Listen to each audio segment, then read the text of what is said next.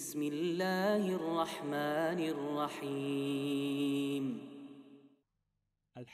Истина, она ясна подобно солнцу в ясный день, в котором на небе нет ни одного облака. Но в чем причина того, что ты ее не знаешь?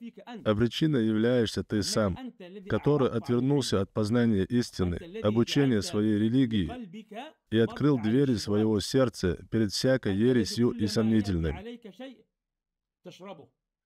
Каждый раз, когда ты слышишь что-то из этого, ты принимаешь это.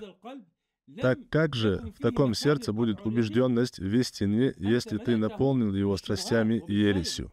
И как после этого может быть убежденность в сердце, в частности, если ты расположен слушать всякого рода ересь?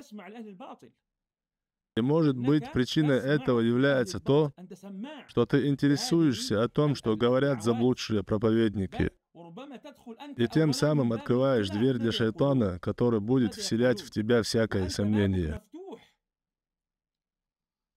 А было бы лучше для тебя укрепиться на истине посредством знания,